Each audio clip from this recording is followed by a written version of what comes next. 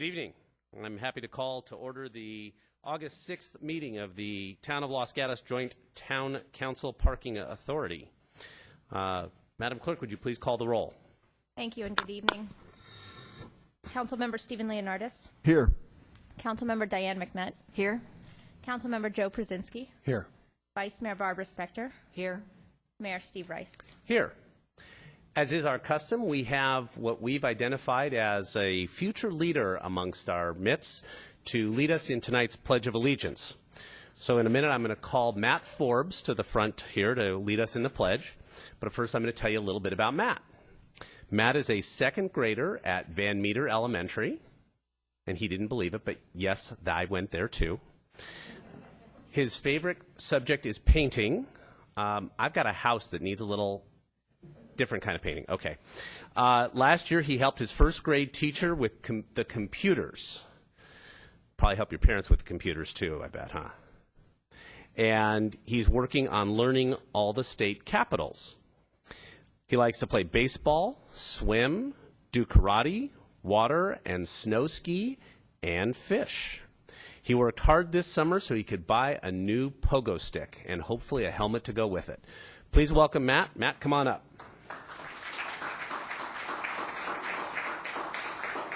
And would you please stand for the pledge? Just stand right up here so everybody can see you. Your left hand. There you go. I pledge allegiance to the flag of the United States of America and to the republic for which it stands, one nation, under God, indivisible, with liberty and justice for all. Great job. Let's give him a hand. Down there and shake hands.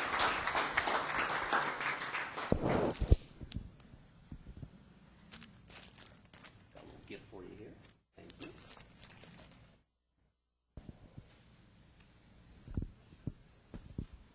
One more time. Let's give him a hand.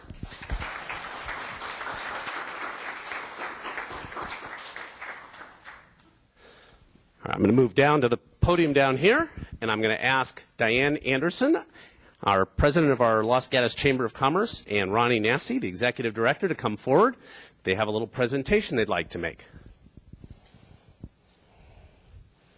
Thank you, Mayor Rice.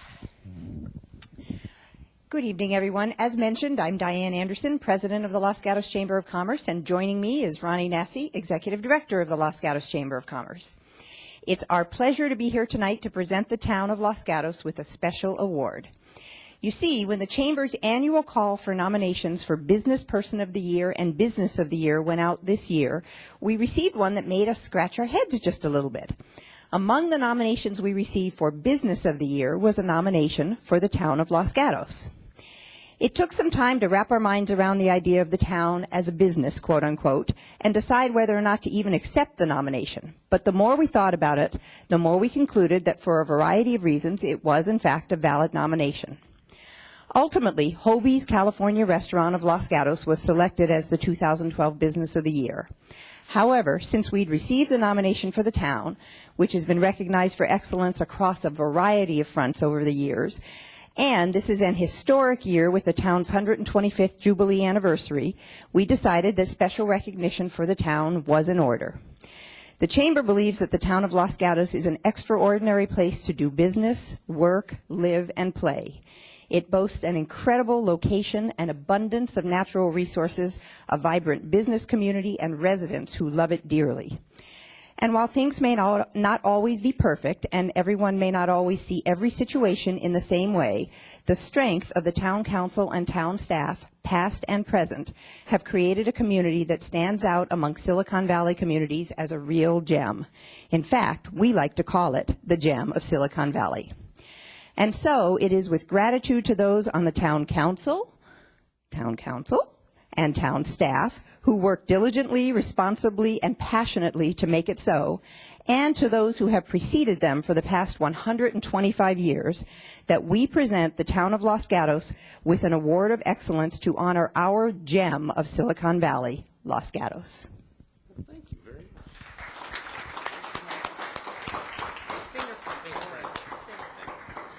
Well, on behalf of the town, the council members and our staff who really are the ones who put forth the effort to be business-like and resident serving.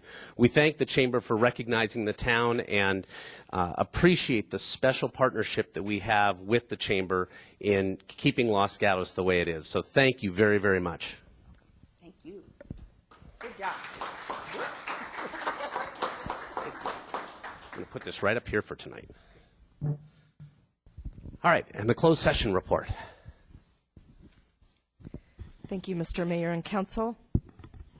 The Council met in closed session tonight as duly noticed on the agenda.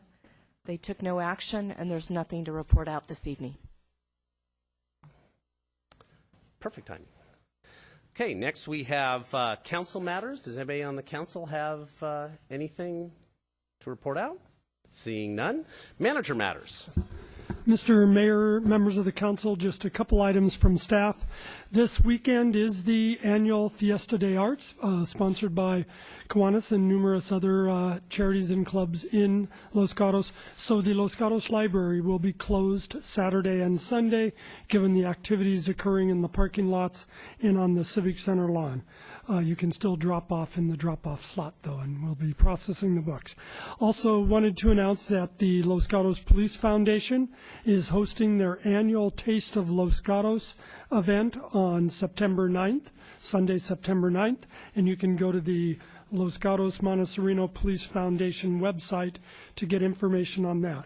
And last, for those individuals who track land use and development items, we have an application for a plan development coming in from St. Mary's School and Parish because the story poles, height poles should go up before the school is in session. For safety, the height poles are going up now for their new planned junior high that will actually come back to the Planning Commission and Council later this fall.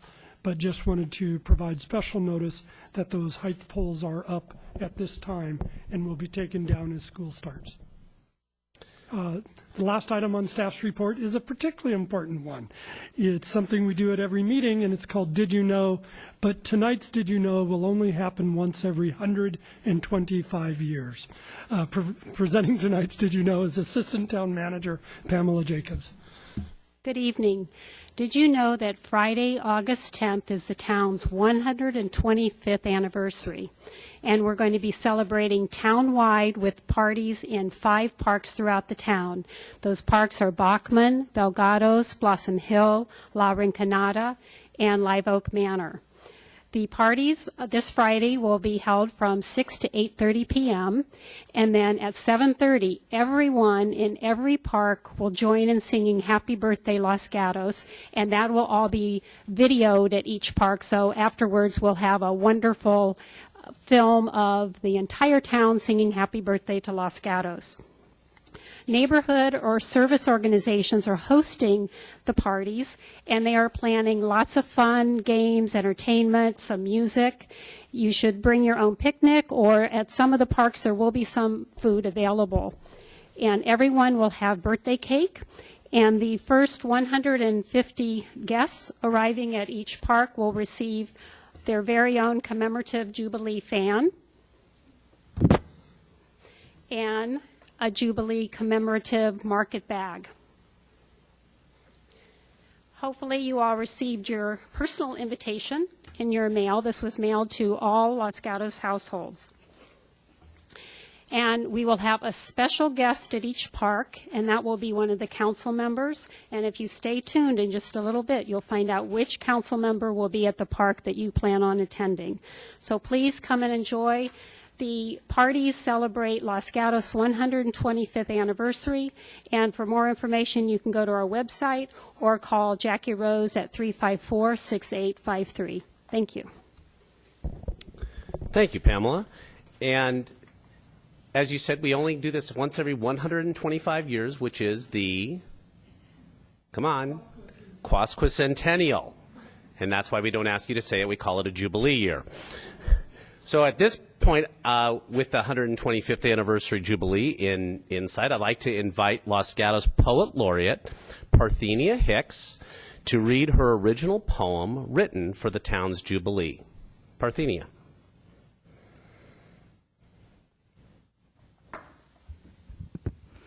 Thank you. This poem is called Song of Los Gatos. However, as you listen to it, you may understand why I had a difficult time deciding on the final title, because originally it was Love Song to Los Gatos. And I'm probably the only person in town who might be able to invite everyone in the room, and the town council in particular, to close their eyes as they listen to the poem, if you like, if it feels comfortable. Song of Los Gatos.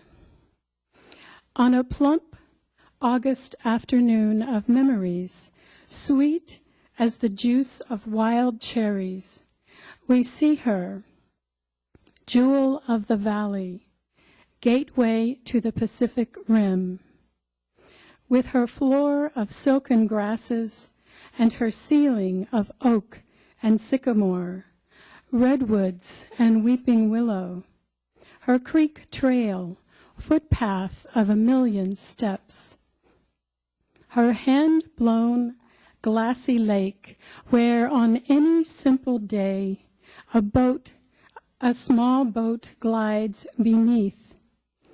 A small boat glides quiet as a breath as geese form a circle around her, fanning out like stars in the water.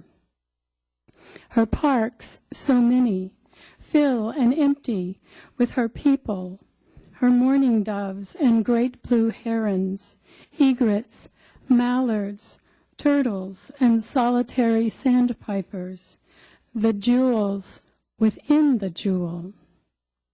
Her history is etched upon her face, earthquakes, fires, and floods that prop her up and build her character through all the links of time. Orchards, Forbes Mill, Billy Jones Wildcat Railroad, Mountain Charlie McKiernan, the Opera House, a Brazilian soccer team, Netflix and the Apple Store, a state-of-the-art library. At the close of a warm yellow day, as children hide in oaken groves, when all her parks are filled with echoes, the shopkeepers lock their doors as the deer lie down like backyard dogs, and wildflowers close their mouths at the bluing of the moon. Her children begin to dream, while the spirit of the mountain lion stands like a holy sentinel guarding a prize. Where love is found, and lost, and found again, the unbroken song of Los Gatos lifts its steady voice. Thank you.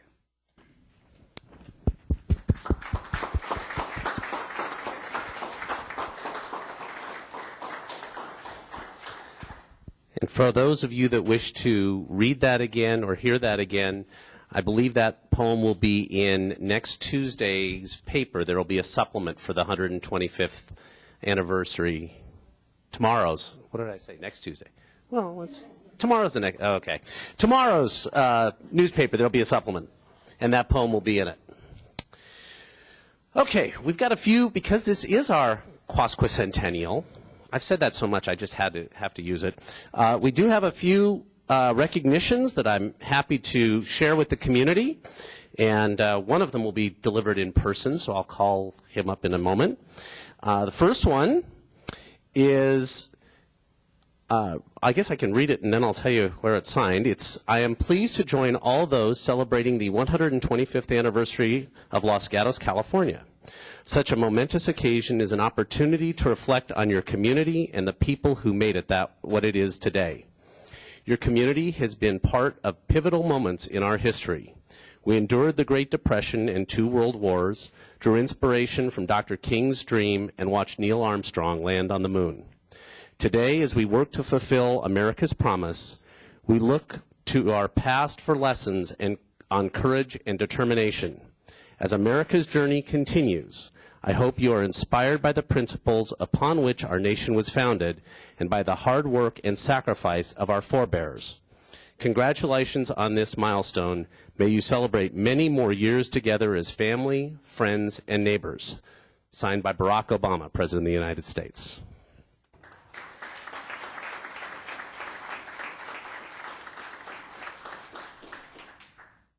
Then we have a certificate of special congressional recognition presented on July 19th, 2012 to the town of Los Gatos at the 2012 Los Gatos Chamber of Commerce dinner in recognition of the town's 125th anniversary and service to the community, signed by Michael Honda, Member of Congress.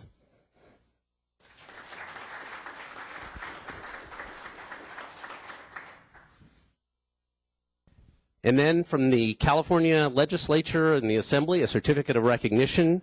Assemblymember Jim Bell and Assemblymember Richard Gordon are proud to recognize the town of Los Gatos for your service and commitment to excellence and in recognition of your strong leadership that helps make Los Gatos the gem of Silicon Valley. From Jim Bell and Rich Gordon.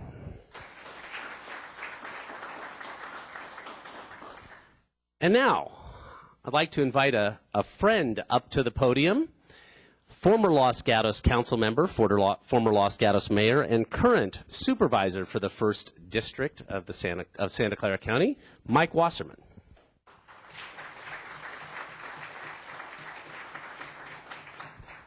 Thank you. It's really a pleasure to be here and see some familiar faces, some new faces. Nice job.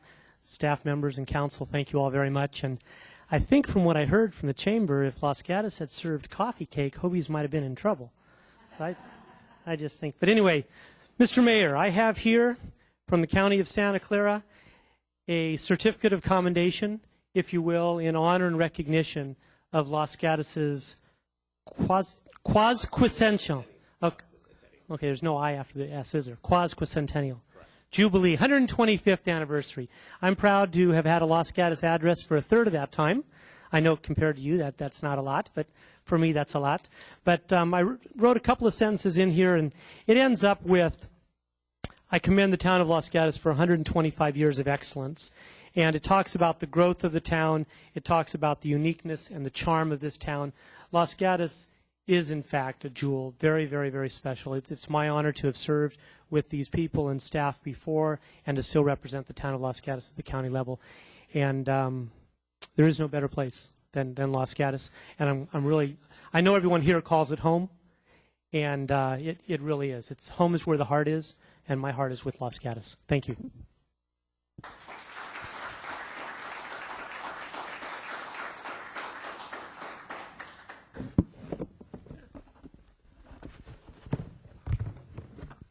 It's nice to have a hometown representative at the county. Thank you, Supervisor Wasserman. Now I'm going to invite Assistant Town Manager Pamela Jacobs forward, who's going to pass the hat in a different way, I hope. Well, I'm going to move up. I'm going to go up. I'll let you go. And we're going to pick which park each council member is going to be in on Friday.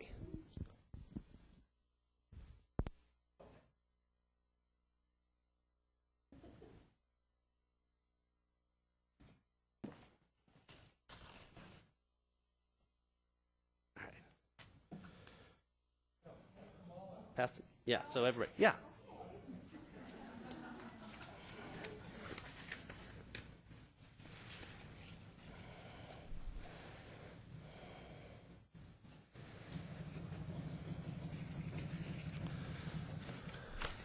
So I'll start, I guess. I will be enjoying the celebration with those that are celebrating our town's 125th Jubilee in Bachman Park. Vice Mayor? Thank you, and I will be joining the folks at La Rinconada Park. Councilmember Brzezinski? Live Oak Manor. Councilmember McNutt? Delgado's Park. Let's see. What does that leave? Councilmember One of my favorite parks. I spent a lot of time here, Blossom Hill Park. So we will see everybody, I hope, on Friday evening, starting at 6:30 in those 5 parks, and your council members will be joining you and leading you in the happy birthday song at 7:30 sharp. See you all on Friday. 6, not 6:30. 6, we'll see you at 6. All right. Now on to the more mundane business. I guess that's not really fair, but the regular business of the council. First is the consent calendar. Does any member of council wish to pull an item from consent? I see none. Does any member of the public wish to pull an item from consent? I see none. So I'll look for a motion. Councilmember Brzezinski? Move to approve the consent agenda. Second. We have a motion and a second. All those in favor signify by saying aye. Aye. Aye. Opposed? Motion carries unanimously. Next comes verbal communications. This is an opportunity for anybody who wishes to speak on any item not on this evening's agenda. May do so for up to 3 minutes. I do have one card, but if you wish to do so, you can certainly fill out a card and be ready to come forward after we hear from Chris Miller.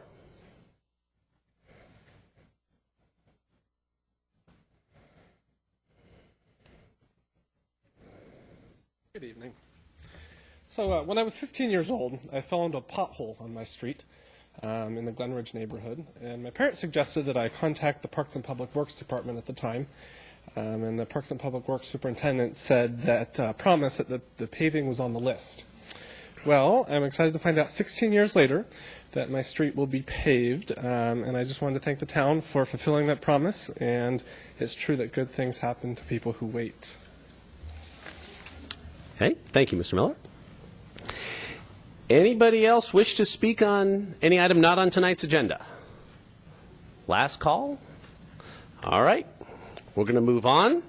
Agenda item number 11. This is adopt an ordinance between the Board of Administration for the California Public Employees Retirement System and the Town Council of the Town of Los Gatos to add a second retirement tier for non-sworn employees. And I think our staff report is... The council has previously heard this on 2 prior council meetings, so we're just going to answer any questions if the council has them. This is to fulfill our negotiations with the non-sworn bargaining units to adopt a second lower tier of pensions effective 30 days, roughly 30 days from today. Okay. Anybody have any questions on that? Of staff? And seeing none, it's a public hearing. I don't have any cards on this, but does anybody wish to speak on item 11? Seeing none, I'll look for a motion from council. Councilmember Brzezinski. Move to adopt the ordinance as recommended by council, to council by staff, rather. Have a motion. Is there a second? Councilmember Leonardis. I'll second that. Do we have to also include attachment 1 with that? I think that's in, that That's is in the what motion. we're, That's in the motion, in the right? motion. Yes. Thank you. Any discussion? There's no- Those in favor signify by saying aye. Aye. Aye. Opposed? Motion carries unanimously. Agenda item 12, abatement of hazardous vegetation weeds. I'm moving too fast for you to get the nameplate up. Sorry. Staff report will be given by Town Engineer Kevin Rohani. Mr. Rohani. Yes, Mr. Mayor, members of the council. Hazardous vegetation pose a fire danger in the summer months, especially in the hillside communities. And Santa Clara County Office of Agricultural Commission, in conjunction with the town of Los Gatos for the past nearly 20 years, has an annual program to abate weeds, hazardous vegetation as weeds in Los Gatos. How the program works, inspections are done, properties who, based on the inspection, would create a fire hazard, they're notified by a certain date to abate the weeds, and if they do not, the county has a contractor that performs that work, and the cost of that is billed and levied against each of those properties that are that have not done the clearing themselves. This year, over 114 properties were inspected, signed notices by the county agriculture's office. All except 11 performed their own clearing of weeds, and they were all inspected again. Those properties who did not, county, through their contractor, perform the clearing, and the report is attached in this report. And upon the conclusion of this evening, if approved by the council, the cost of that abatement of fees will be levied against those properties through the county tax collector. This evening, we have a representative, Mr. Mo Kumra. He's a program coordinator for the hazards of vegetation in the county. If there is any question, the town neither the town or the county has received any letters objecting to the program or any issues pertaining to that. This concludes my report. Thank you. Any questions of staff? Seeing none, this is a public hearing. I don't have any cards on agenda item 12. Does anybody wish to speak to the abatement of hazardous vegetation weeds? Seeing none, I'll close the public hearing and look to council for discussion or motion. Councilmember Brzezinski.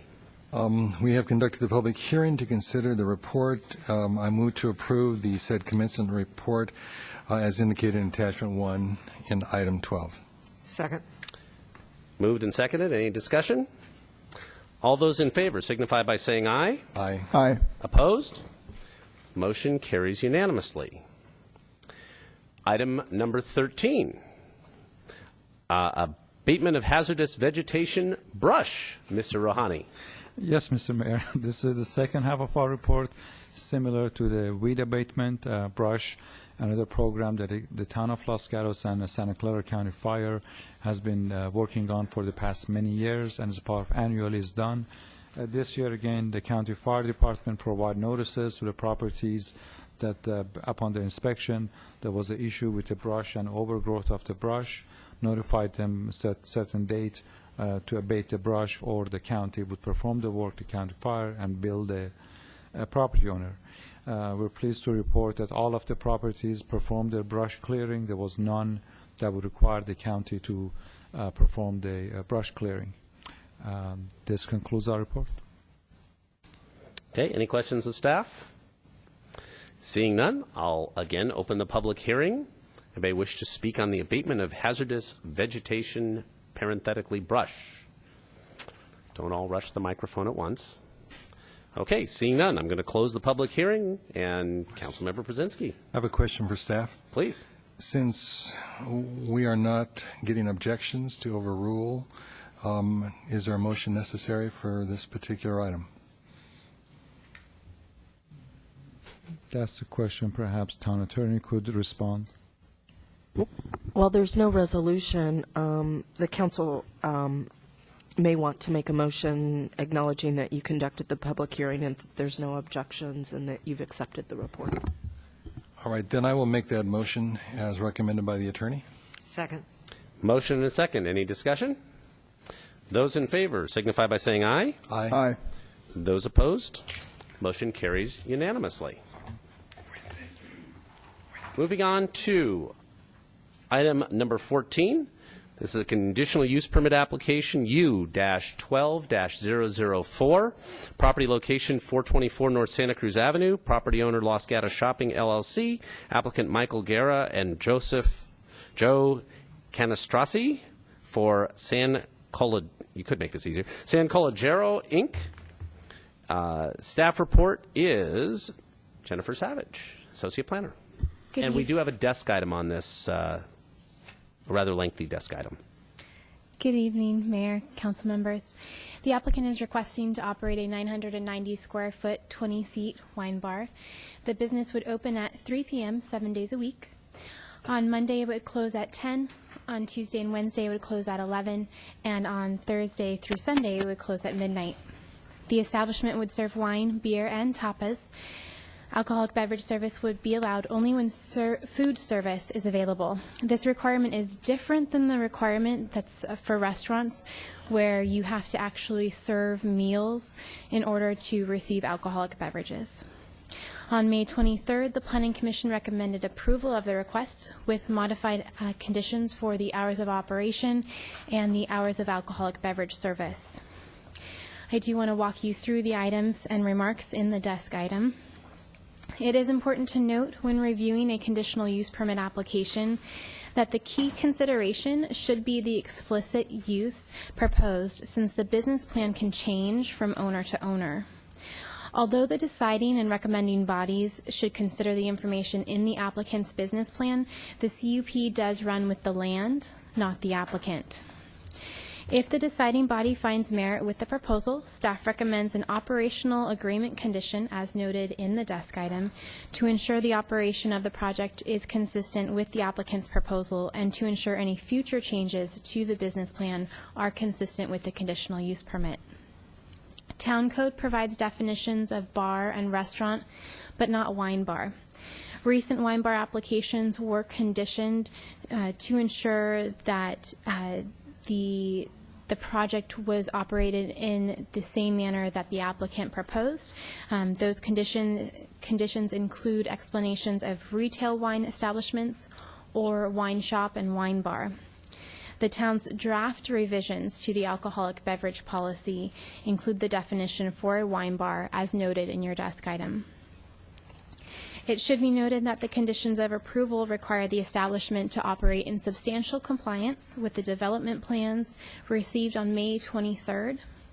A floor plan was included with the applicant's business proposal received in February, but it is not referenced in the conditions of approval.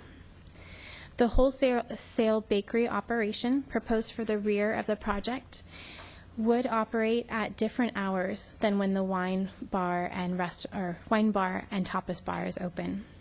Staff recommends revised hours of operation condition as noted in your desk item.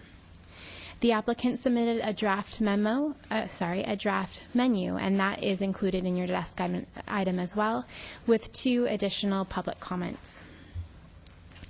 The north side parking lot is not in the parking assessment district or in the central business district, otherwise known as C2 zoning. Pursuant to the town code and resolution 1996-153, the subject shopping center is eligible for parking in lieu fees due to previous uses at the site that were non-conforming as to parking. The funds collected for these parking spaces are used to maintain the north side parking lot. This concludes staff presentation, and we are available for questions. Okay, questions of staff, and I'm going to actually ask the first one, if that's all right. Top of page 2 of the desk item. Near the end of that first paragraph, it says the agreement shall be reviewed by the Director of Community Development and the town attorney biannually for the first 5 years and annually thereafter. I just want to make sure I'm reading that correctly. You're going to do it every other year at the start and then every year? Or should that be semi-annually and then annually? The latter. Okay. That was, thank you. If I have time to read the desk item, I can catch that stuff. Okay, other questions of Vice Mayor Spector? Thank you, Mr. Mayor. As I understand the desk item, there is a suggestion that we have an operational agreement encompassed within the approval. And my question would be, could we also, or instead, look at the first condition of approval that came to us, I guess, from the Planning Commission, and just change that to have the use be in compliance with the plans which I have sent to us on February 28th, 2012. Those are the plans that identify how the business will operate. The question simply said, do we need to have another agreement, or can we encompass that use in the first condition by referencing February 28th, 2012? You could reference the business plan dated February 28th.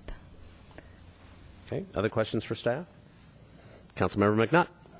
Thank you, Mayor.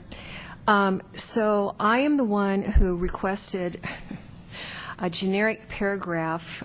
This is something that I've been thinking we should do for a long time in every CUP staff report that reminds the public, the Planning Commission, and the Town Council that it is a use that runs with the land, because sometimes we get so swept up with the excitement of the business plan and the menu that's before us. I think we spend too much time on that sometimes, because in fact, once the business opens, businesses change, and businesses have a life of their own, and they kind of go in their own direction. So the only way that we can control that effectively is to make sure that what is written in the conditions, the CUP, is really accurate, and we're comfortable with that. So I was not in any way suggesting an operational agreement, and I'm not excited about that idea for this business or for most of the businesses that come through on a CUP application. And we can talk about this more later after we hear from the applicant and get into council discussion. What I am interested in finding out from staff right now, though, is whether or not the term wine bar in the CUP is broad enough to allow the use on this land and this business or anyone that can come forward the flexibility to adapt to the marketplace, so that if this is a whole new concept, it's very trendy, it's likely to be very popular, but tastes change. And so if at some point it wants to be more of a restaurant than a wine bar, is that okay by calling it a wine bar? If people get so mesmerized by the fragrance of the bread being baked in the back, and they're clamoring to buy the bread, and all of a sudden it makes more sense for it to be almost a bakery instead of a wine bar, is that okay by calling it a wine bar? Or should we have words there that are more flexible, or do we not want to do that? Do we want to be so specific that it can only be a wine bar as defined unless they come back in? So my question for staff, we have much to discuss for council, my question for staff is, in your interpretation, does that term wine bar give that flexibility that I was just talking about? It provides some flexibility, perhaps not full flexibility to go into a strictly restaurant, but there is some flexibility within that term. So is it almost the exact opposite of what we normally do, where we say you can't have a drink unless you also have food, or we saying with a wine bar you can't have food unless you also have wine? No, but depending on a business plan to operate the establishment, depending on how they operate a quote-unquote restaurant, it may change the condition. It may require a conditional use permit modification based on the conditions of approval for this particular establishment. The attorney and I just had a side conversation. What brings this forward to the council as an obligatory council action is the alcohol service. So it's really the wine that's driving this consideration before you tonight. It's my belief, and the attorney could comment as well, that the approval of the wine bar concept tonight would obviously preclude any hard alcohol without further council and planning commission review and action. So that's a given with this wine bar designation. And given the business plan submitted, it would likely preclude a wholesale conversion to a brewery or brew pub away from a wine bar. But serving food is clearly allowed and in fact expected with the wine bar service. Unlike other restaurants, it's not required with wine. I think depending on what any subsequent change would be, it would ultimately be a staff judgment call whether it's a minor modification or a major modification requiring planning commission and council review if the change in service was so far away from wine and food that it required further action. But this clearly allows wine and food service at the establishment, but it doesn't require wine service with the food. So, Mayor, if I could just... Please. So, to the manager or the attorney, I guess, would it, as we discussed with the applicant, could we add words, wine bar, as we have elsewhere in other places, wine bar / restaurant or wine bar / retail establishment that would broaden that a little bit? Would that be a permissible thing to do? Sure. In the past, you have, as pointed out in the desk item, either done like a retail wine service establishment that has contemplated both the retail component, that if this wine bar were to emerge as their emphasis being selling Spanish products, their homemade breads, their wine products, and things like that, then that certainly would broaden that. I think that was contemplated as part of the application, not to the extent that you've asked that if it morphed into that.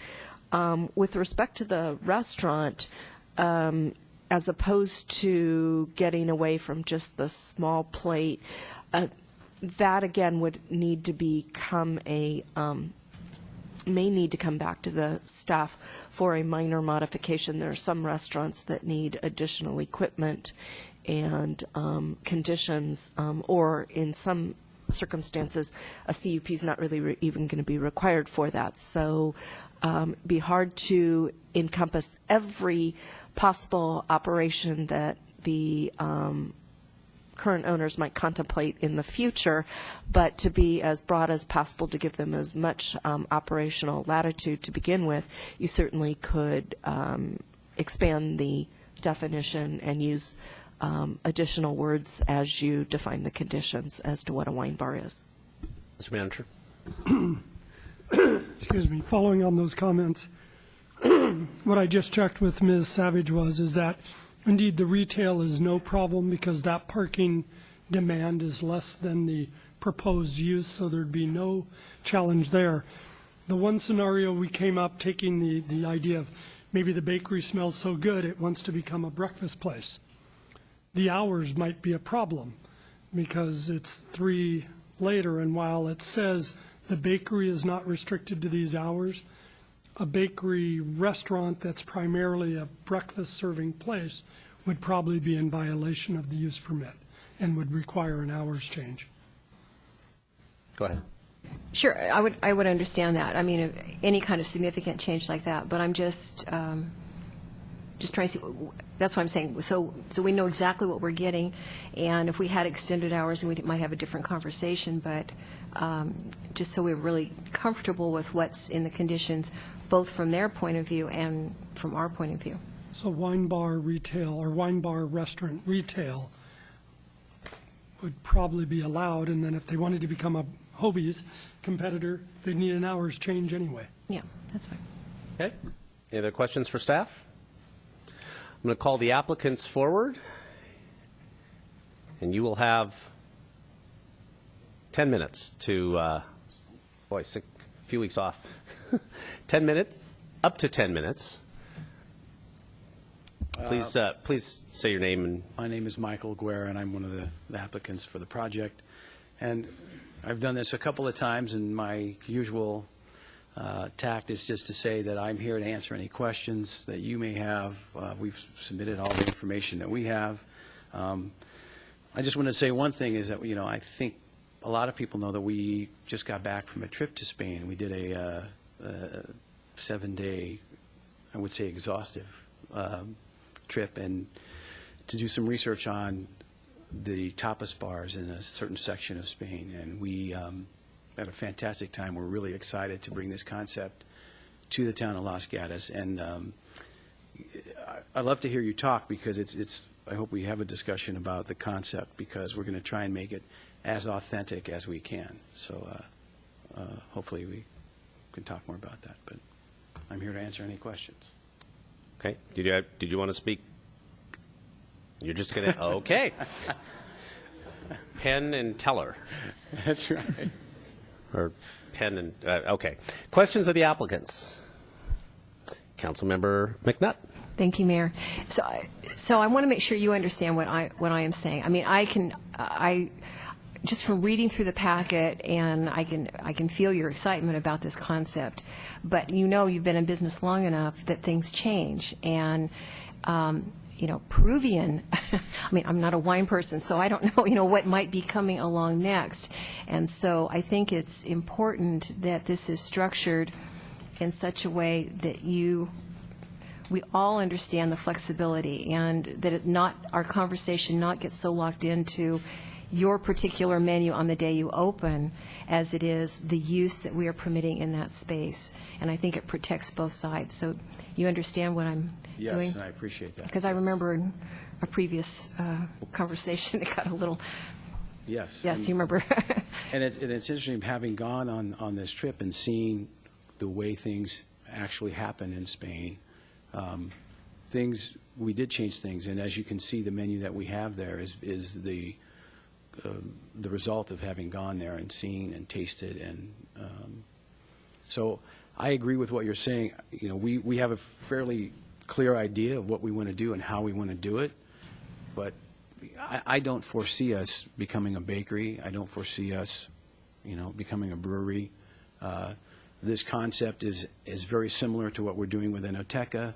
It's a little bit smaller space. We're going to do a few more fun things food-wise, but the concept is pretty much that. We don't want to be anything more than that. Yeah. Okay. Other questions of the applicant? Vice Mayor Spector. Thank you. I thought Mr. Leonardis did. What sort of akin to what Ms. McNutt was discussing, what I'm looking at is a conditional use permit, which you've probably heard many times now, runs with the land. And I want to be comfortable that should, at any time in the future, you and your wonderful Tapa Bar leave or sell or whatever, that whoever succeeds you is also, beneficial to our town. Mm-hmm. So having said that, on February 28th, you filed with the town a description of your business and several other documents, including a letter of justification. Mm-hmm. Is there anything since then? So we're quite 5 months since then, maybe 6. Has that changed? Is there anything in there that is now inaccurate for you? I think it's pretty much the same. You're actually, I see that you brought up the bakery issue. That whole component is going to be much smaller than we had thought going into this one. We're more focused on having a complete menu that's authentic to the tapas bars we saw in Spain, and then it's just going to be the wine and beer service. So it's... Thank you. Yeah. Okay. Other questions? Did you have one, Councilmember Leonardis? More or less for staff, perhaps, but while the applicant's at the podium, I thought I would ask of this. So, alluding to what Vice Mayor Spector said earlier about the operational agreement and the language from February 28th, is there a staff preference? And asking the applicant, are you okay with an operation agreement, if that's the way the council decides to go this evening? Do you want staff to answer first, or do you want me to? Staff first, I guess. Staff does not have a preference, though it should be noted that the operational agreement has typically been recommended for establishments that may have operating issues with late night hours, which this establishment, as their hours are proposed, would not. Thank you. Prince in condition 1 is would achieve the same result for this restaurant as an operating agreement, but with simpler language and less further follow-on work. Thank you. Okay. See nothing else? If anything, to have the flexibility to expand with food, that, I think it's a good point. Do we intend on doing that right out of the gate? Probably not. Would we want to serve more food? Potentially, and it seems to be in keeping with, what the standards are and what the expectations are for the service of alcohol. So I would assume that if you could serve people more food while they're enjoying wine and beer, the better, and it would be beneficial to everyone if we weren't restricted to just small plates down the road. Just for a point of Madam order, Attorney. to keep the record clean, if the speaker could identify himself. Oh. Joe Kennis-Tracy. Thank you. All right. Thank you very much. We'll call you back up to rebut anybody else that might wish to speak. Mr. Mayor? Mr. Manager. Maybe just to clarify the discussion from council so far and to get a working proposal on the table. If you go to the conditions of approval as presented by the Planning Commission, it would really be, based on the discussion to date, 2 changes at the very top of the first page. And it would be requesting approval to operate a wine bar, restaurant, and/or retail. So wine bar / restaurant / retail. And then in the first one, after it would be towards the end, with the development plans noted as received on March 23rd, 2012, and the letter of justification received on February 28th, 2012. And those latter 2 are in substantial compliance, not absolute letter compliance, while the rest of the conditions are absolute compliance, such as hours, alcohol service restrictions, and the like. Okay, everybody clear with that? Thank you. I have no other cards of anybody wishing to speak on this item. Please come forward. Go ahead and turn your card into the clerk, then go ahead and go to the microphone and identify yourself if you would be so kind. You'll have 3 minutes. Hi, my name is Jorge Bianchi, and I am a consulting partner with Joe and Mike. I am from Spain. I'm from San Sebastian. I've been collaborating with this project for the past few months. I live in Los Gatos. I grew up in Spain, and I've been living here for about 10 years now. And I just want to tell you that I am very excited that we are bringing to Los Gatos a very authentic tapas bar to Los Gatos.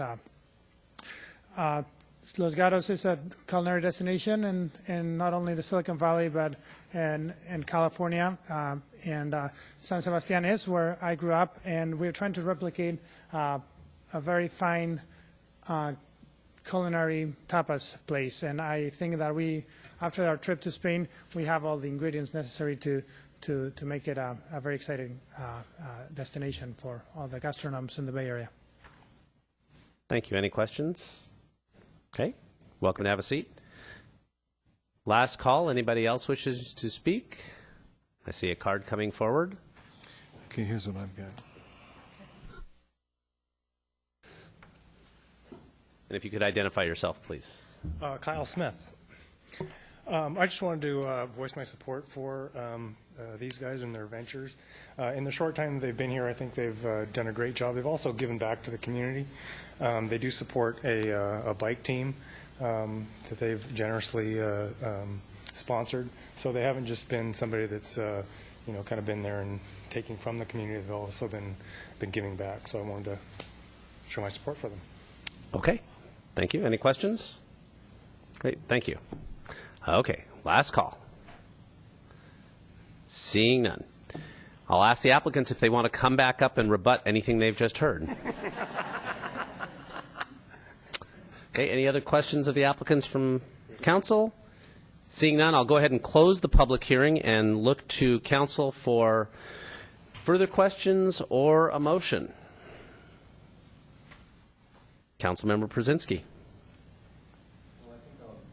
I think I'll go with the motion, Mr. Mayor, and we can discuss as necessary. I've been trying to put together some of the various issues that have been surfaced in our discussion, and the motion is subject to revise as people hear things that perhaps were not discussed or want additions. I'm going to make the motion that, first of all, we'll make the required findings as indicated in attachment 1 in our staff report, and approve the conditional use permit U-12-004 with the modifications recommended by the Planning Commission, including the following.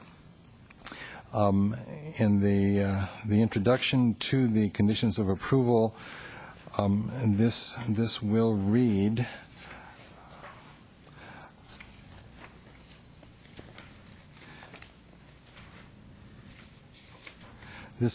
requesting approval to operate a wine bar, restaurant, this is wine bar / restaurant / retail establishment on property zoned, etc. Okay? That's the first change. Pardon? Are you on Exhibit A of attachment 2. That's exactly right. The August 6th. Yes, I'm dating. sorry for that oversight. So that's the first correction on Exhibit A of Attachment 2.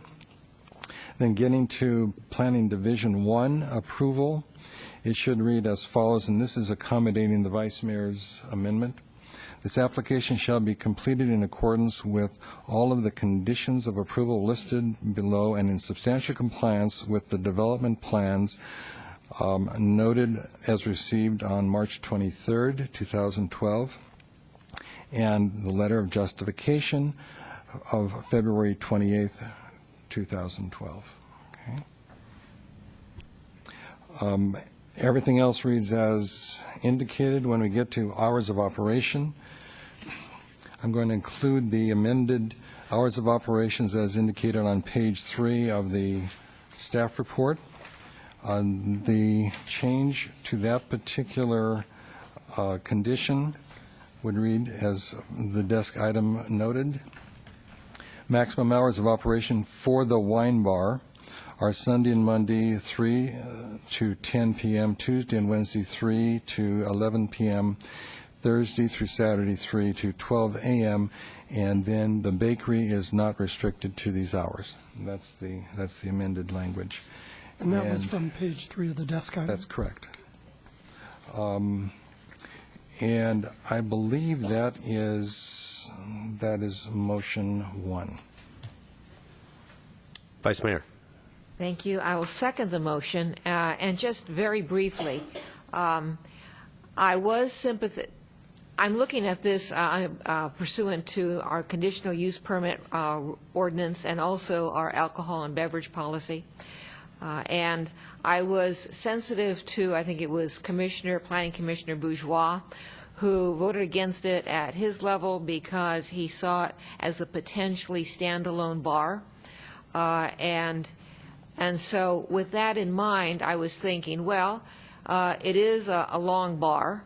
It isn't required at this juncture to serve food with the wine and beer. So if some other operator or owner came in, they could technically use it as a standalone bar.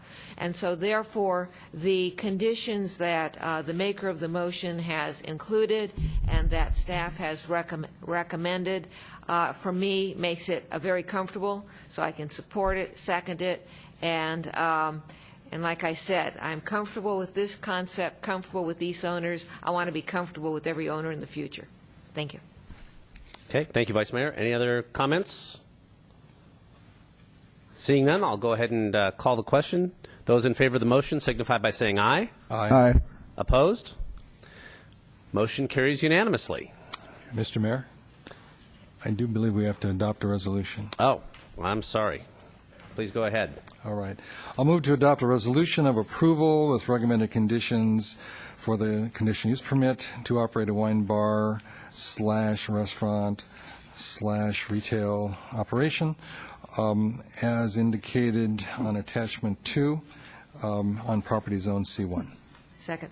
Motion and a second. Any discussion? Those in favor? Aye. Aye. Opposed? Motion carries unanimously. Did the manager have something? Just one clarification, should anybody be asking. Off-premises sale of beer and wine, since we've included retail, would be a separate alcohol beverage control permit that would require separate review by the Planning Commission before that could ever occur. So just wanted to make it clear to the council and public that the retail is not alcohol retail without further review. Thank you. Thank you for that clarification. For wine sales that are Okay. We're going to move on to item number 15, which is a conditional use permit U-12-008, property location 160 West Main, APN 529-03-020, property owner Robert and Muriel Brower, LLC, applicant Linda Lazat. Consider a request to approve conditional use permit U-12-008. Councilmember McNutt. Thank you, Mayor. I do not know this applicant, and I do not have any direct financial relationship with him. However, I do have a business interest that could be perceived as a conflict of interest, and therefore I'll be recusing from this item. Okay, thank you very much. You're excused for the since this is the last item on the agenda.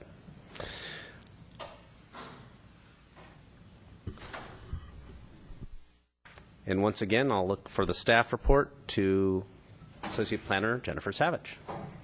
The applicant is requesting to modify the hours of operation for an existing restaurant with a separate bar and provide live entertainment. The applicant is requesting to operate on Sunday from 9:30 a.m. to midnight, Monday through Wednesday, 5 p.m. to midnight, and Thursday through Saturday, 5 p.m. to 2 a.m. The proposed project would remove the partition between the dining area and the bar area. The applicant is proposing to provide a DJ during special functions such as corporate parties and holidays, up to 8 days a month. The applicant would use an amplified sound system to provide background music during other hours of operation. The police and community development departments have expressed concerns that the project could result in a bar-like atmosphere during late night hours.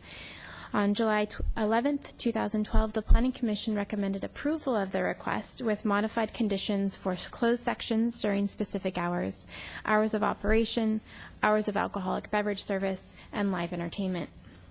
Staff would like to note the difference between maximum seating and maximum occupancy. Maximum seating is primarily based on available parking, and maximum occupancy is often different from this because maximum occupancy, which is established by building and fire codes, accounts for non-customers such as cooks and wait staff.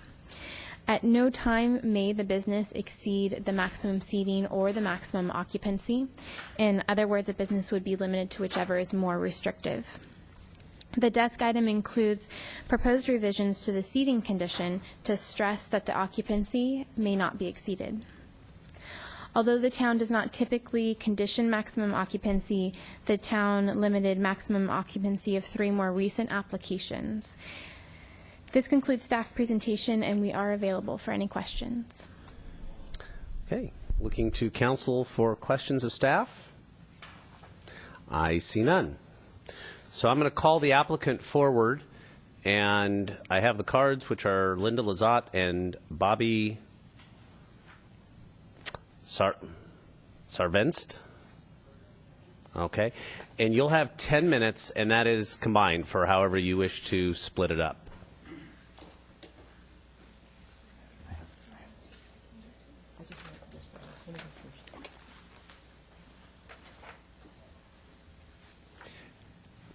Before you start, though, and before we start your time, I'm going to ask council for disclosures.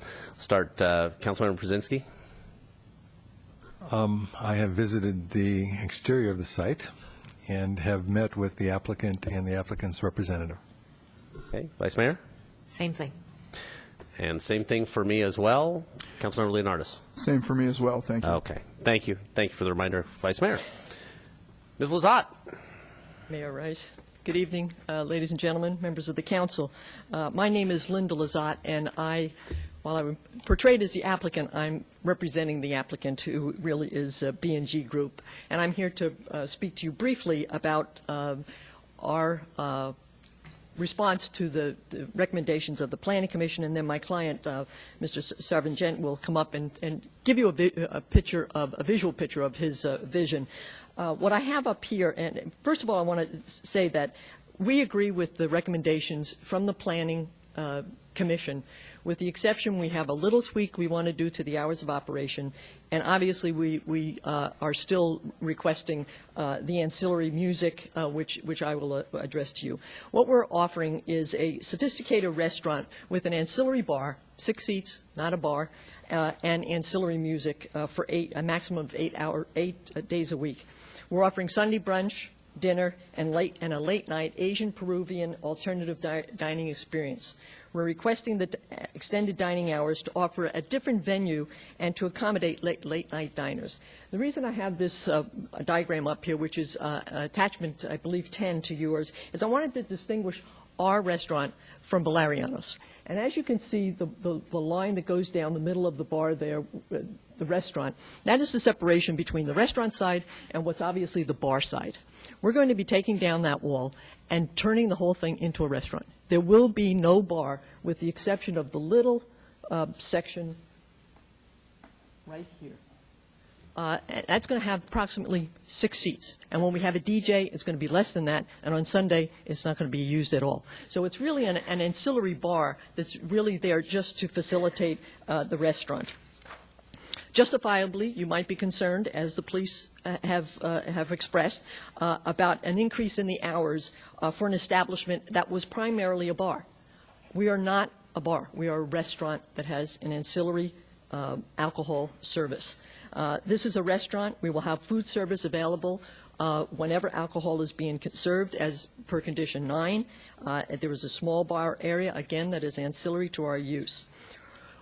Getting to the little tweak we want to have with regard to what the Planning Commission recommended.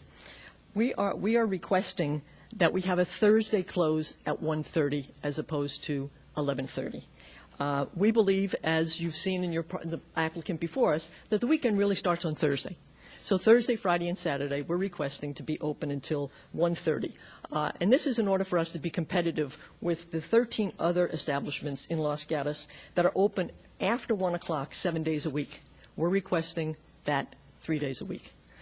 So that it's just a small tweak to what the Planning Commission has recommended. Our business model is to attract the typical dining crowd, but also late-night diners, sort of like in the Midwest, in Europe, they come to a restaurant and they eat late. They go to the theater, then they come for an evening. And we're hoping to get some of the people who are coming out of the pure bars that you have in town coming here. We also need the late night hours on Thursday because of the music that we're going to have 8 times per month for special private parties. This brings me to the music. We are requesting a musical host that is an ancillary use to the private parties. This musical host will only be used a maximum of 8 times per month, only during the private parties. These are closed private parties where the whole restaurant has been reserved for a private function. This isn't your typical music. We're not going to be rolling in amplifiers. It's going to be hardwired into the system. The musical host will come in, plug in an iPhone or a CD player and play music for us. It is not going to be a nightclub. There is no dance floor. My client is going to show you some slides of what we envision the layout will be, and you'll see that there isn't the possibility of turning this into a nightclub. Without the requested hours and the ancillary music, we're at a competitive disadvantage, and it would frustrate the vision for an upscale alternative dining experience that we want to bring to residents and visitors of Los Gatos. We agree to adhere by any policy that the council hereinafter enacts with regard to entertainment. And now I'm going to turn it over to my client, who's going to show you visually what this restaurant hopes to accomplish.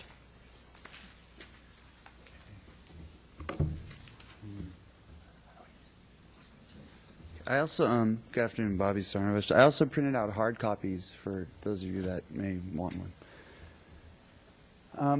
So this is the address, obviously. This is the new proposed floor plan. What you can see is the bar has virtually been compressed down to, about a third of the size that it was. And the seating that is being put in now is all booth seating that is not movable. So it's actually prefabbed, and then it's it's installed in the floors.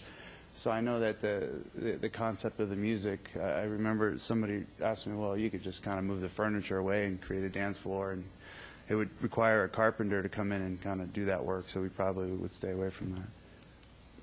This is a conceptual image. If you're looking from the outside in, obviously we're not changing the wall, but this gives you kind of an idea of the booth seatings and the fixtures. Once again, it's strictly, you can see an immovable restaurant seating with, the eyes are a little bit weird. I don't know why they put that, but those are TVs.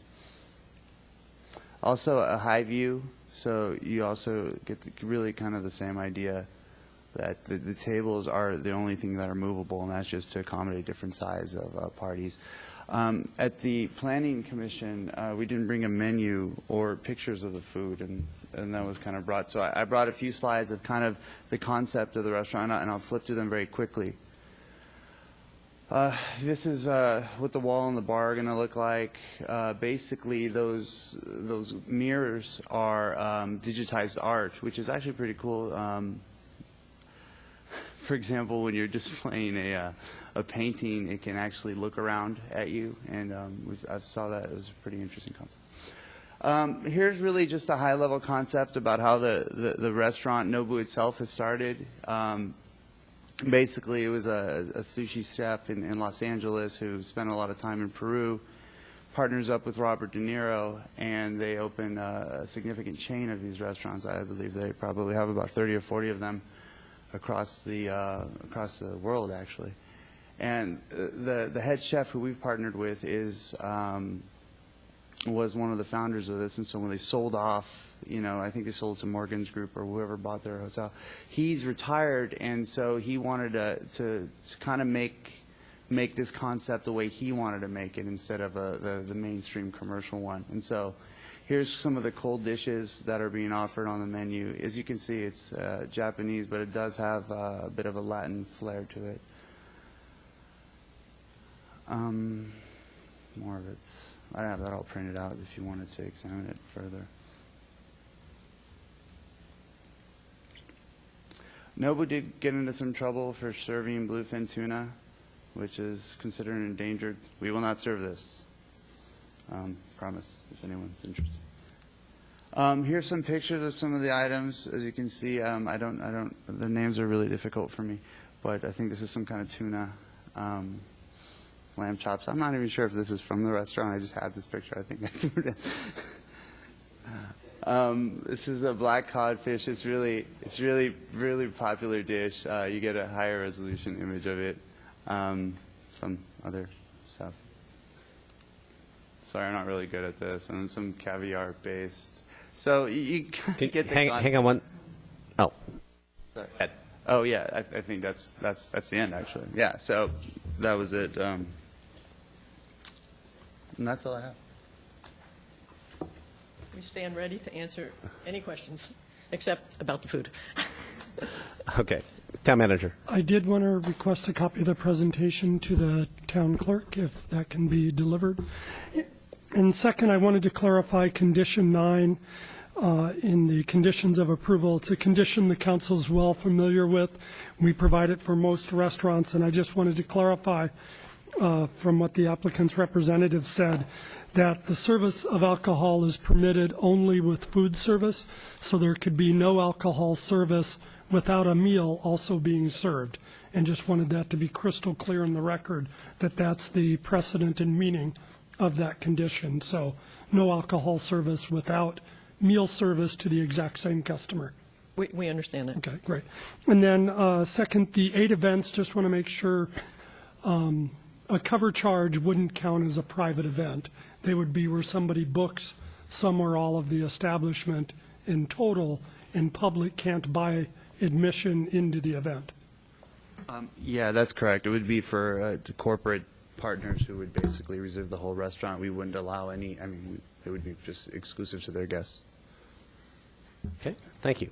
Questions of the applicant? Councilmember Brzezinski. Yes. The Plan Commission thoroughly vetted your proposal, and they came up with the recommendation under live entertainment to not approve that portion of your application until such time as we have completed our entertainment studies and come to conclusion. We have a couple of projects that are in pilot stage, so to speak, that we are looking at in relationship to the evolving entertainment ordinance language. My question for you is this. The significance of the disc jockey for your business plan as you go forward. I understand this is a restaurant. It seems ancillary to me, particularly given the fact that you're describing, very high-end, very unique kind of a restaurant establishment, looking for a particular niche market, a certain clientele. How does that component that was excluded by the Planning Commission, how does that, how can you indicate to us its essential nature in the opening of your restaurant? Well, the whole concept of kind of the Nobu / Japanese fusion does entail music, and not necessarily a DJ nightclub type music, but it does have the background and more the that type of environment. But the big focal point of the restaurant is obviously, for us anyhow, is the corporate events. Which, you know, in another life, I'm in the healthcare business, and we do a lot of events for companies like, you know, Pfizer and Johnson & Johnson. And so almost part of the genesis for starting this restaurant was a place to be able to consolidate all of our events into. And it's not that we have these big raging parties. It's just they do a lot of times require the use of ancillary audio equipment and potentially sometimes a DJ. For those events, but they're not, you know, it's by no means a nightclub. In fact, it's mostly boring doctors. You could see it's not really that fun. So it would be highly detrimental to an aspect of the revenue stream that we're basically counting on to help ramp the restaurant up as it's becoming famous or popular. Mr. Brzezinski. And why have you chosen 8 as the monthly number? We'd never picked a number, and then one of the council people said, well, what about 8? And we said, okay. So that's kind of just, I mean, 9's good too. I mean, I don't really have a, no. I think what we didn't want to do is absolutely say every Friday and Saturday we're going to do this.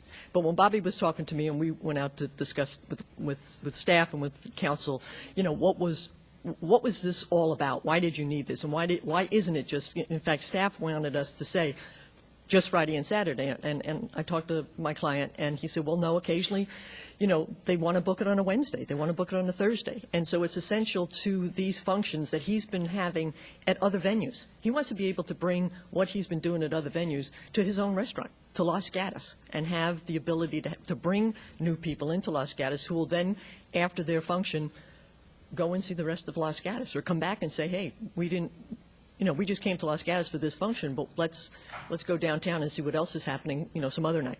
But the music, you know, I guess 8 came sort of in a group discussion of various discussions that we've had, but it definitely isn't Friday, Saturday. And 8's the maximum. You know, that's why we picked it. Okay, thank you. Any other questions? Councilmember Leonardis? Assuming you are approved this evening, what would be your time frame in launching this endeavor?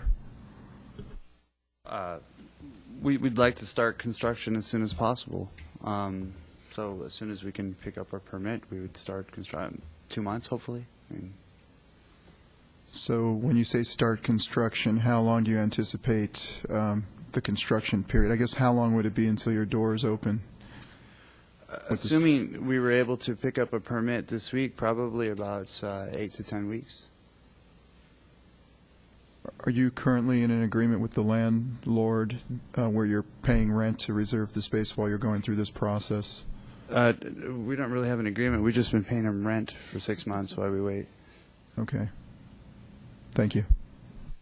And to that question, we're already, you know, have plans and all the way through the building department. We're just waiting for this hearing, basically, to pull the permit. Okay. Further questions? Seeing none, I'll open it up to other members of the public. Thank you very much. I have no other cards.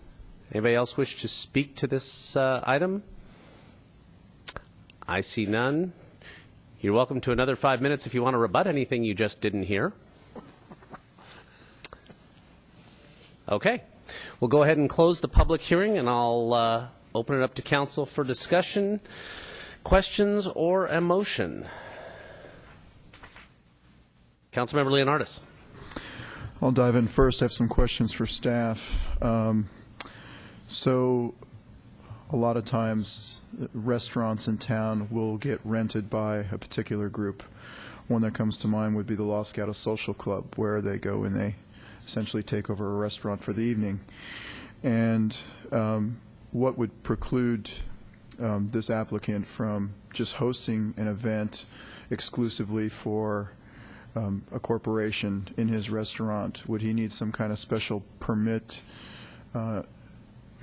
supposing that we don't approve this, the way it's proposed or recommended by the Planning Commission?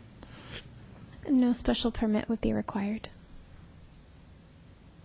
So, what would preclude the applicant from having a entertainment disc jockey type person coming and being a host to that party on any particular evening, assuming that we were to approve the restaurant but not the disc jockey concept?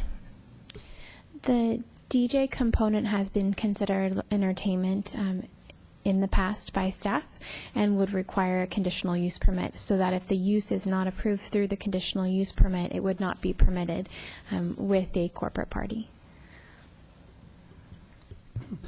And if I might reference, the alcohol beverage control policy explicitly says the town shall continue to discourage applications for entertainment establishments serving alcoholic beverages.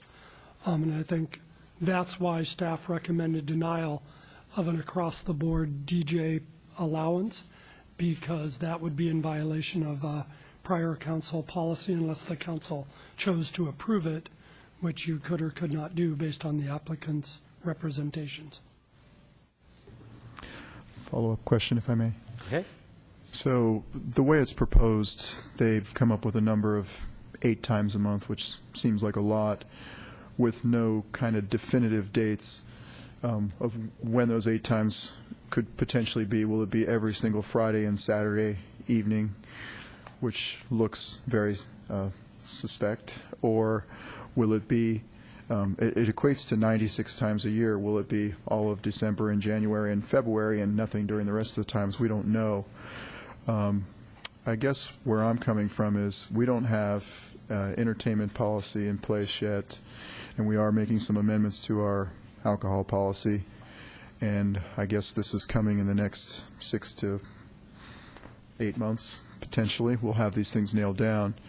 In the interim, while he's putting together this concept, is there an opportunity for the applicant to apply for special uses, rather than coming to us and saying, hey, I want to do this 8 times a month and approve it this way, or it's not going to work altogether?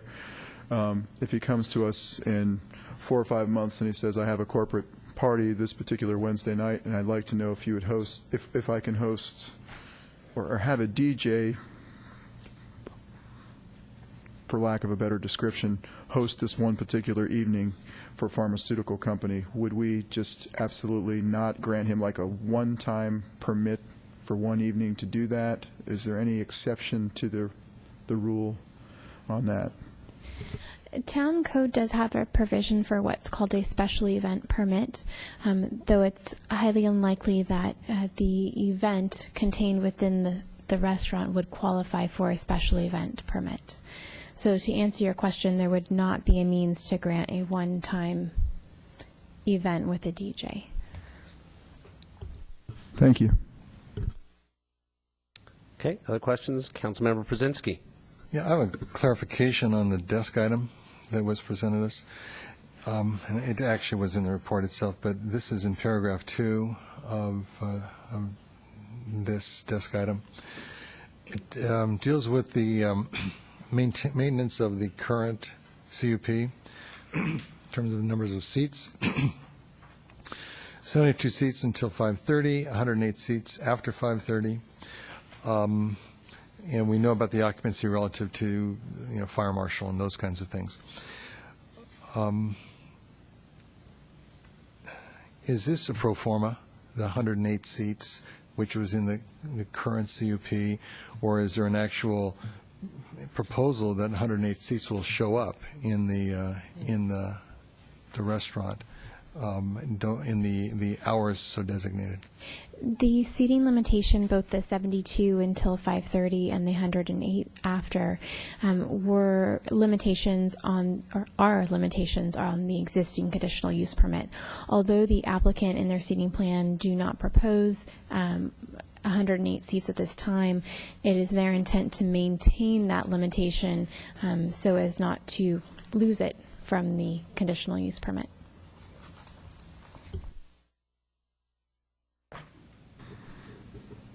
Councilmember Leonardis. Another question for staff. The current use of the bar allows them to serve drinks without food 7 days a week till what time? Till 1:30. So with what the applicant is proposing, the current alcohol policy is more lenient than what they are actually would get approved for if the council decides to let this proposal move forward as written. Did you ask if the alcoholic beverage policy was more lenient? It seems to me like the existing policy is more lenient than what they are asking for. In other words, based on the Planning Commission's recommendation, they will have to serve food throughout the whole space, as opposed to now there's patrons that can just visit the bar till 1:30 every single night and drink and leave without the food. Is that correct? Thank you for that clarification. So the bar area that they're proposing is significantly smaller than the bar area that the existing CUP was approved under. The concern that the Community Development Department and the Police Department have in regards to a late night hour operation atmosphere comes from that change. In the existing floor plan, you have a separate dining and a separate bar area.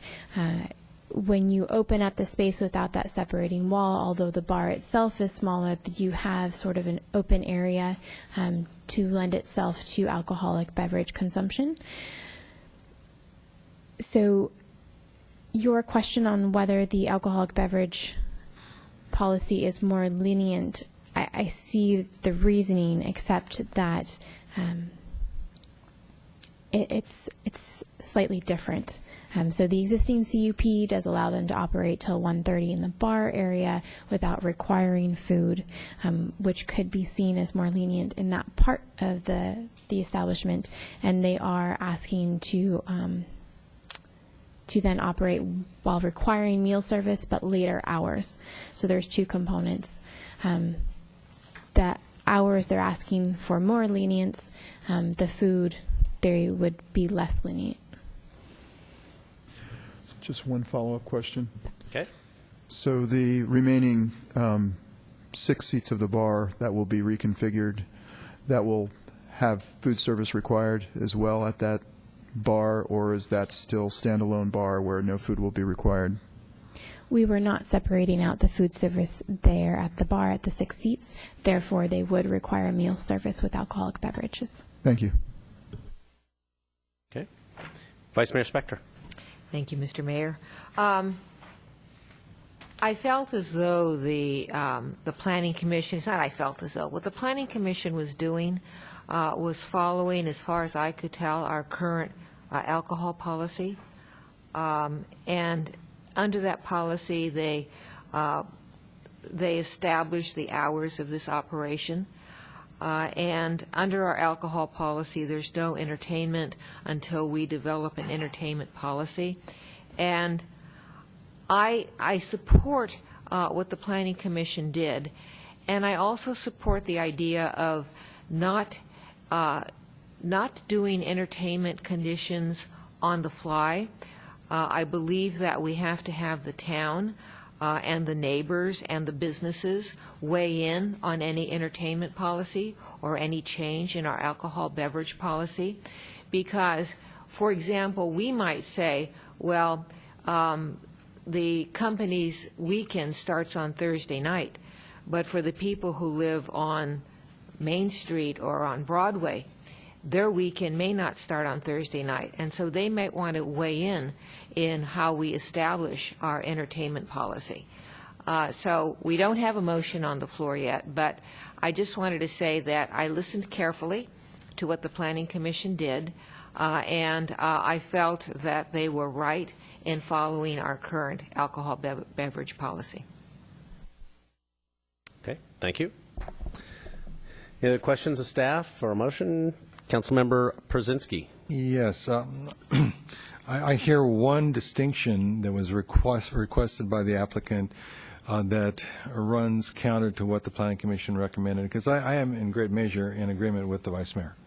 That I thought the issue for us is to look forward to an entertainment policy, to establish what that is, to use the current experiences of Los Gatos Bar and Grill, for example, which in effect became a pilot with some definite recommendations from our police department regarding their track record as an establishment in San Jose, and very rigorous determination of security and all those things that were to go to constraining any late night impacts on the neighborhood. We have evidence in the last few months, as we're watching this go forward, that there have been impacts that in some ways have been mitigated but have not completely been mitigated.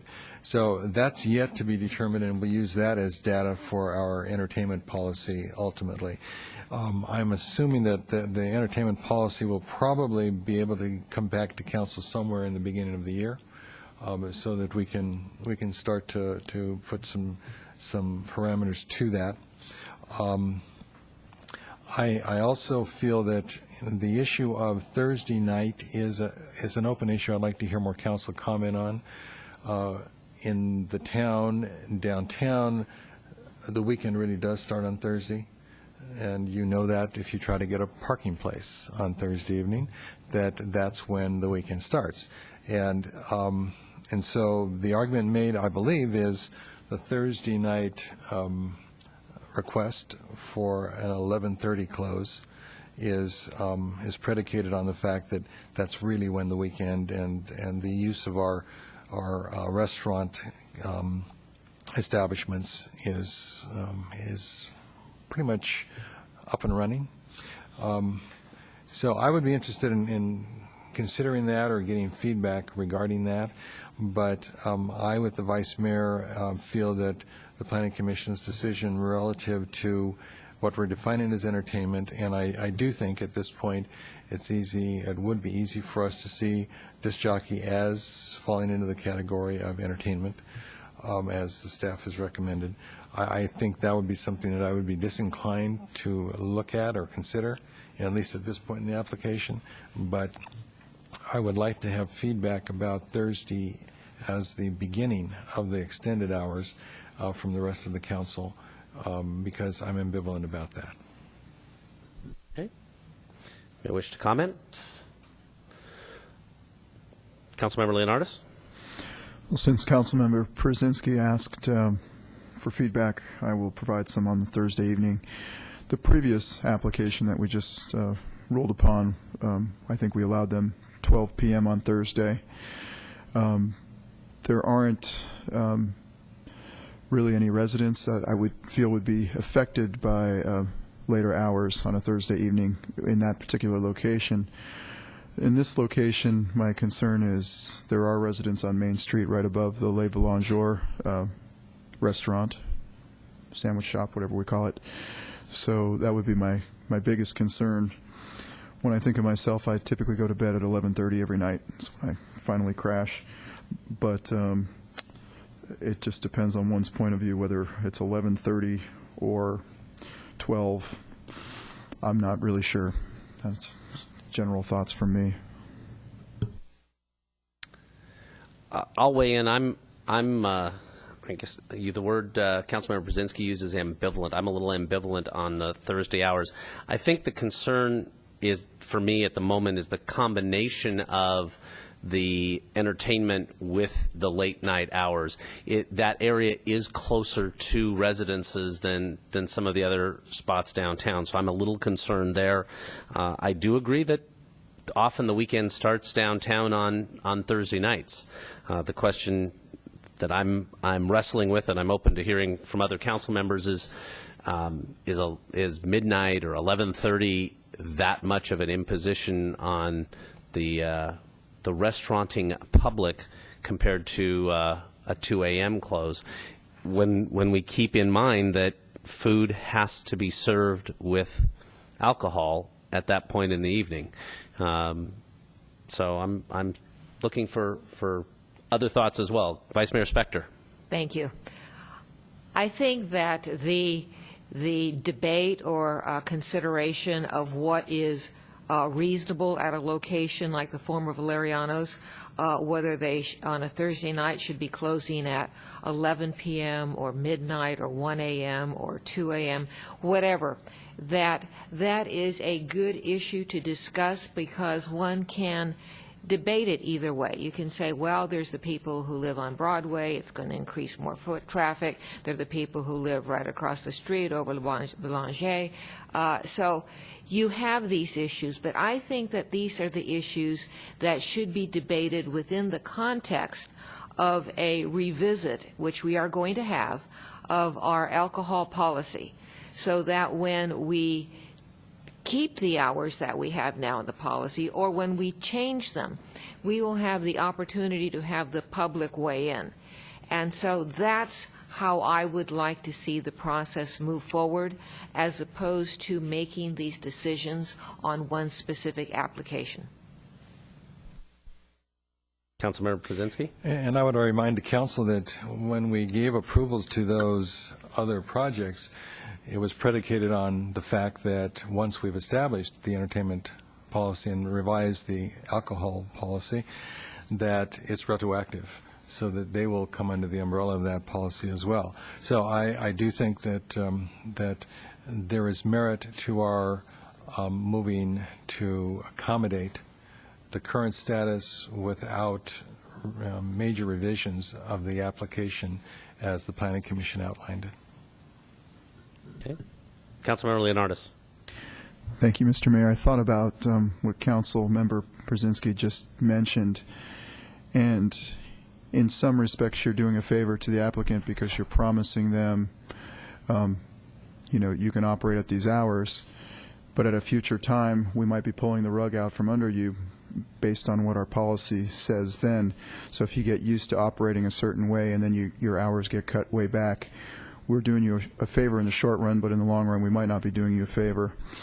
It also puts pressure on us looking at each and every existing business's hours and trying to craft a policy around that. And it just makes it, every one of these things that we let through without a policy, it makes it more difficult down the road to try to craft a policy to accommodate everybody who's already operating in a certain manner. So it's a love-hate thing, I guess we can call it, or a give-and-take thing. But that's just my general feelings about trying to craft the policy after the fact as opposed to up front. Okay. Still looking for if anybody wishes to make a motion. I'm seeing none. Let me throw something out and see. I'm not going to make a motion. I'm more put it out for council consideration. Trying to be consistent. I have been in favor or voted in favor of conditional use permits where we allow a certain amount of entertainment with the condition that it will be subject to the entertainment ordinance when and if it actually shows up, because I don't think it's fair for us to inhibit a business from opening the way they want to open, provided they understand that the rules can change down the road because of our inaction. I mean, I've been sitting on this body for 4 years. I was on the Planning Commission for 2.5, and the entertainment and alcohol policy has been coming soon for that 7 years. So, and I just don't think it's fair to make every applicant wait. So I'm intrigued by the idea of allowing entertainment solely for truly closed events, as the manager had described them.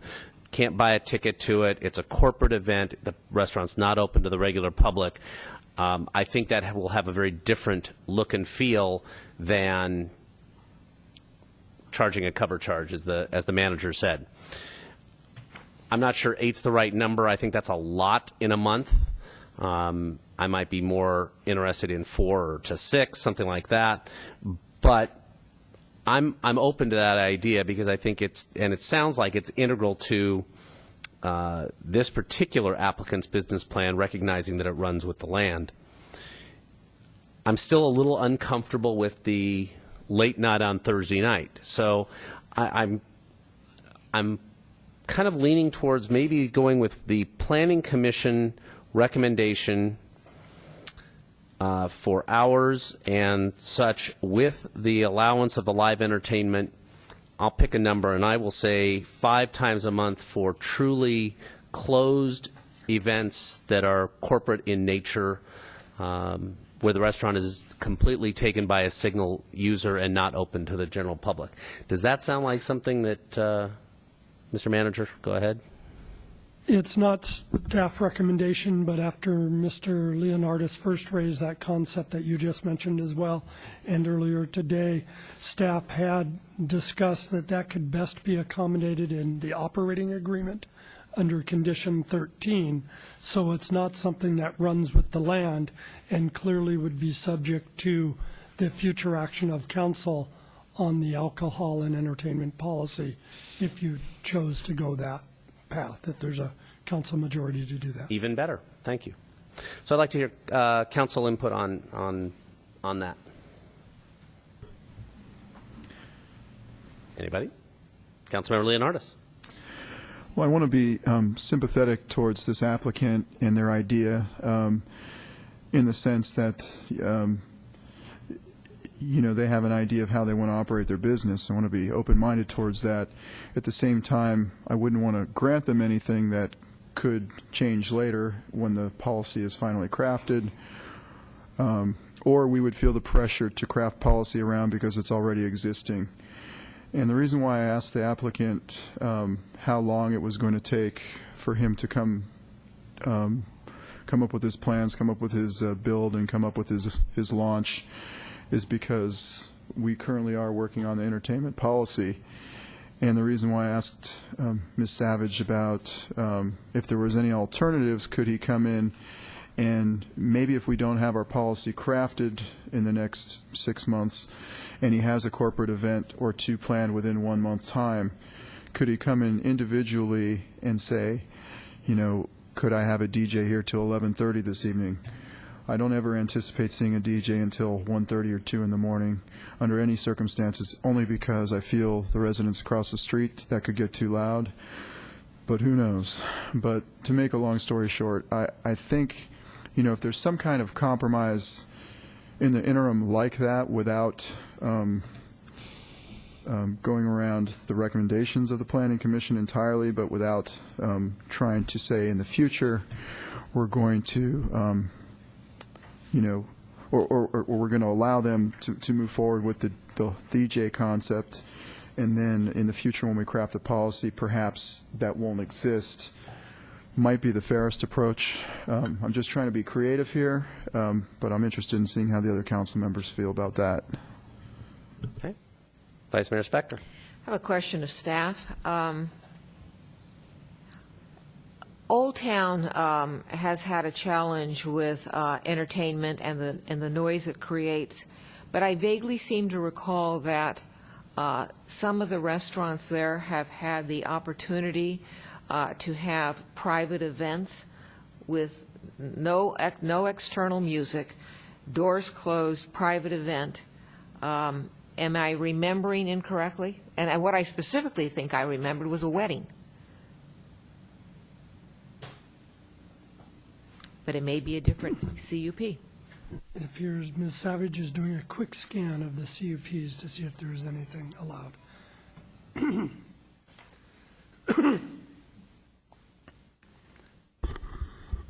Staff does not see anything explicitly stated in the conditional use permits for the Old Town area. Have not checked the Steamers application. However, it's possible that using an outdoor area would qualify as something that would require a special event. Vice Mayor. Well, just forget about whether it's wine cellar or whatever. could a restaurant just close its doors to the public and have a private function? Yes, within the confines of their conditional use permit. Limiting it so that they weren't exceeding the maximum number of seats, the hours of operation, et cetera. So is that a yes? Yes. So Enoteca, just to choose another restaurant, could close their doors and have a private party that only has food, beer, and wine. They couldn't offer hard alcohol. They couldn't offer entertainment of any sort, of live entertainment of any sort, and they couldn't go beyond their hours. That's permitted, even as a closed event. Go ahead. Thank you. All right. As we know, I'm not a big fan of having entertainment before we have an entertainment policy and having going outside the hours of the alcohol policy. But I guess what I'm not getting is if it's truly a private function, for example, the wedding I'm talking about, and the restaurant closes its doors and it's not open to the public, what I'm hearing is they can have, I mean, they may not be able to have music, live music, but whatever their CUP allows, they can do. Another way, live entertainment is not allowed unless explicitly provided by this council, whether it's a private event or not a private event. That's the way it probably did. Yeah, and I guess that's where I'm having my challenge, because I think that there may have been unamplified music at the Old Town things.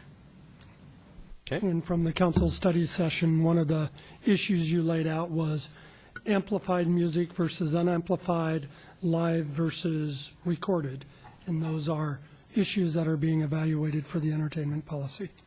Councilmember Brzezinski. And just to note for the council, in our packet, there was an audit of the restaurants that could or could not use, or could or could not allow entertainment. And Steamers and the Wine Cellar are indicated as it's allowed, and California Cafe is it's not allowed. Okay. Vice Mayor. Yeah, if I can follow up on that, this chart has come up before, and I may have even had the same staff people. The issue is exactly what are the conditions on the entertainment that's being allowed, and one of the big issues is amplified, not amplified. So where it says allowed, what it doesn't explain is exactly what is the entertainment that is being allowed.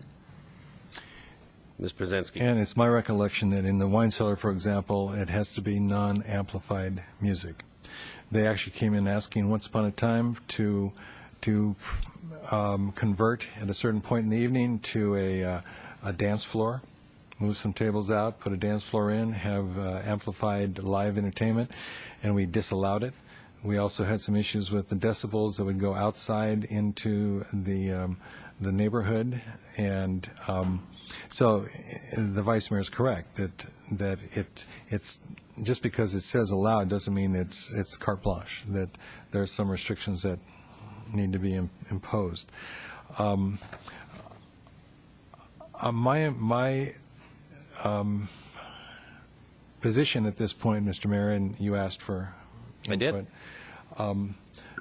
My current orientation is to go with the Planning Commission's recommendation, and to go with the Planning Commission's recommendation in all its components, including the Thursday night restriction.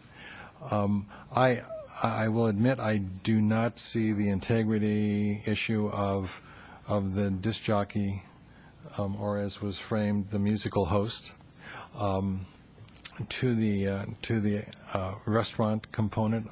I'm not in your business, and it's not my business plan, it's your business plan.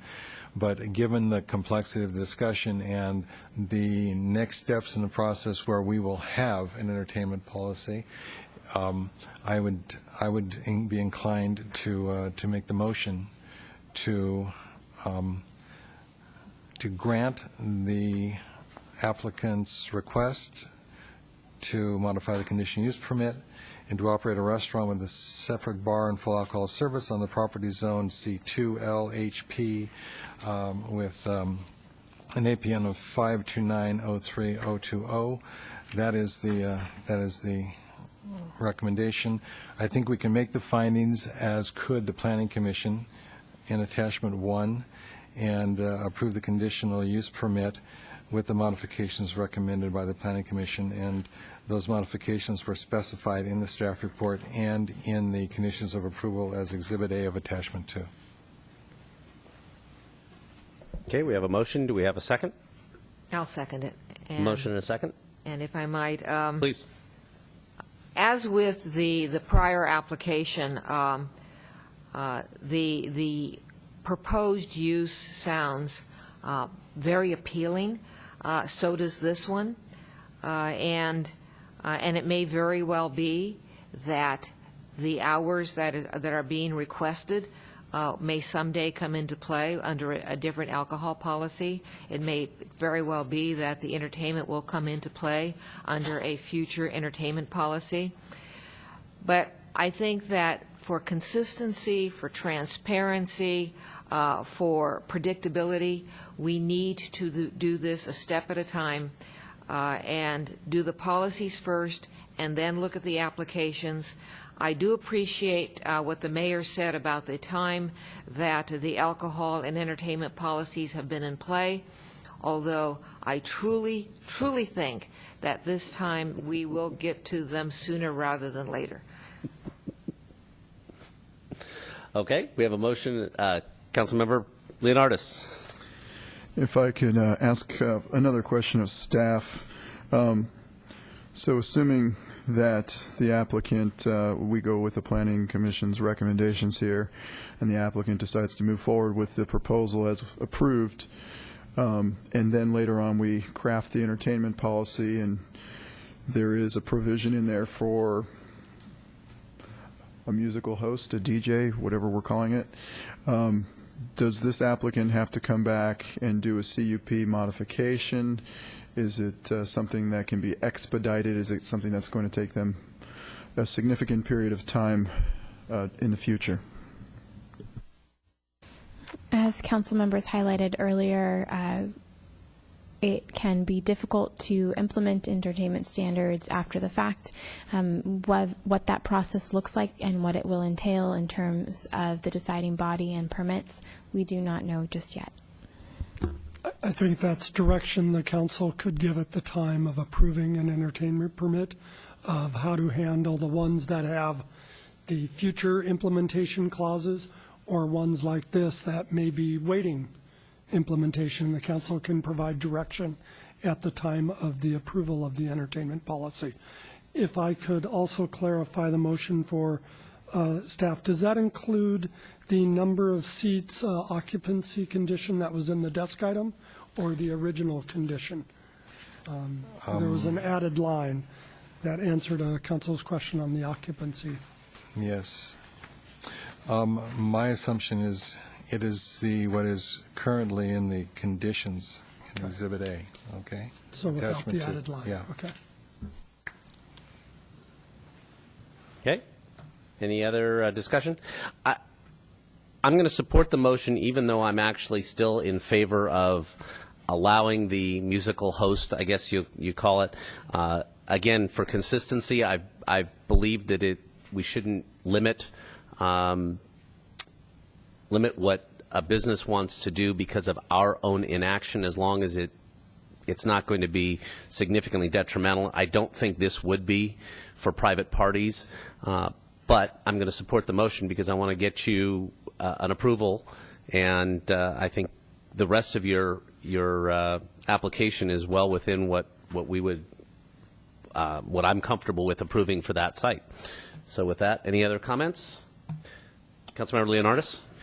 I'll weigh in on that as well. I'd like to be sympathetic towards new ideas and new business proposals, and this definitely is a interesting proposal.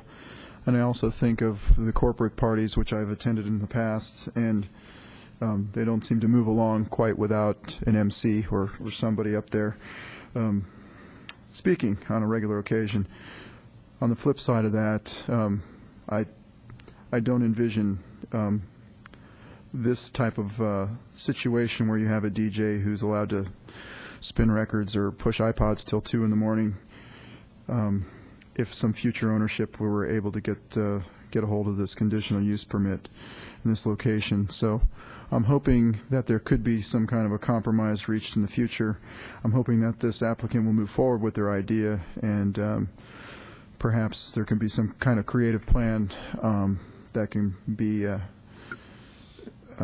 be put forth to allow this applicant to ultimately get what they want to run their business at the same time without going against the recommendations of the Planning Commission and the Police Department about what's currently proposed. Okay. Councilmember Brzezinski. I just want to make real clear, and we're not talking about 2 in the morning. That's not part of the application. That's been tossed a couple of times, and that must be for some theoretical restaurant that's not currently in front of us. But I do believe that that the direction we're taking now is the appropriate direction, and I do appreciate the mayor's orientation and Councilmember Leonardis' orientation towards attempting to provide opportunities for businesses to develop their plans, and they're the ones who are taking the risk, after all. If it doesn't work, it doesn't work. I don't think this precludes someone standing up and speaking to a group in a gathering of business persons either. It just it has this narrow exclusion of the entertainment, which we're calling DJ at this time. So I think I feel very comfortable with the direction and the consensus I'm hearing from council. All right, I'll go ahead and call the question. Those in favor of the motion to approve signify by saying aye. Aye. Opposed? Motion carries 4-0. Now, we also have to adopt a resolution. Okay?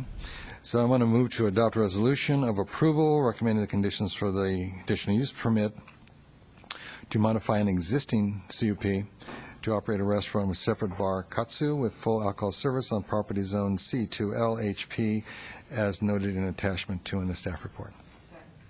Motion and a second. Any discussion? Those in favor signify by saying aye. Aye. Aye. Opposed? Again, carries 4-0. That concludes our agenda for this evening. We are adjourned.